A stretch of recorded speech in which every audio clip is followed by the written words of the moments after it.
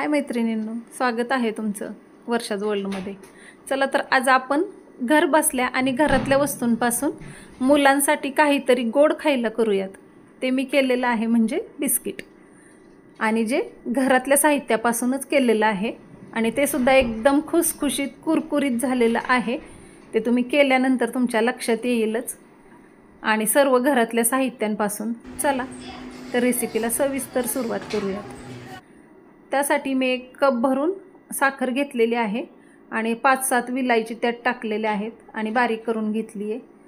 आणि 2 कप मी गहू पीठ घेतलेलं आहे। तुम्हाला मैदा वापरायचा असेल तर तुम्ही मैदा बी वापरू शकताय, पण मी हे सर्व घरातल्या साहित्यापासून केलेलं आहे। जर का 2 कप मैदा असेल तर 1 कप रवा घ्यायचा, चवीपुरतं मीठ घालायचं, पाव कप तेल किंवा तूपच घाला गरम करून, आणि ते सर्व पिठाला चोळून घ्यायचंय मुटका होईल असं। आणि अर्धा कप खोबरं घालायचंय खिसलेलं, आणि 1 सपट कप साखर घ्यायची।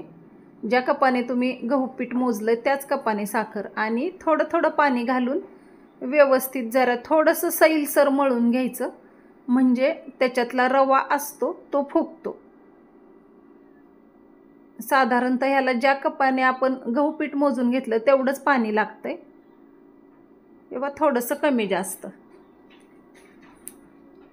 आणि असा सैलसर थोडासा गोळा मळून घ्यायचा आणि एक 15-20 मिनिटं रेस्ट करायला ठेवायचं।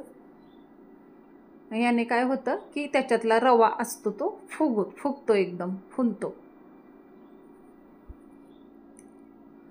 अर्धा तास झालेलाच आहे, पीठ चांगलं फुललेलं आहे।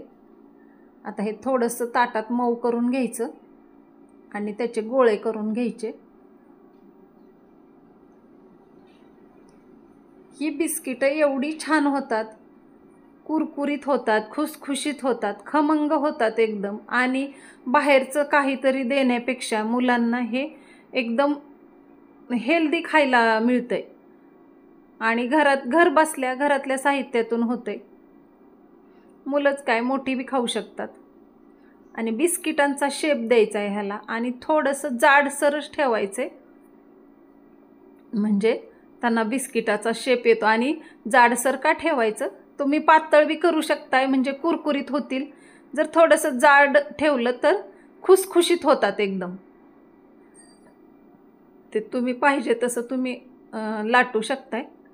कुरकुरीत करायचे असतील तर पातळ करा, खुसखुशीत एकदम करायचे असतील तर जाड ठेवा। आता मी ह्या पद्धतीने जाड ठेवलेलं आहे, म्हणजे जशी बिस्किटांची जाडी असते तसं।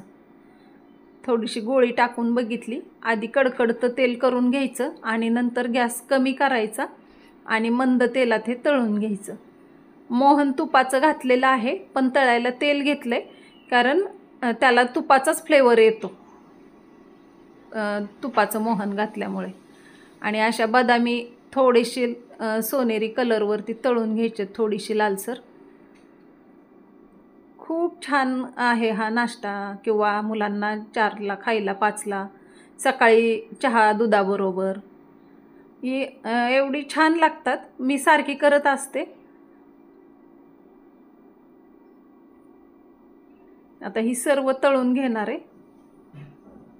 तुम्ही एकदम लाटून ठेवली तरी चालतंय, ती काही चिटकत वगैरे काही नाहीत, आणि एक लाटी पोळपाटावर लाटून जरी तळली तरी चालतंय।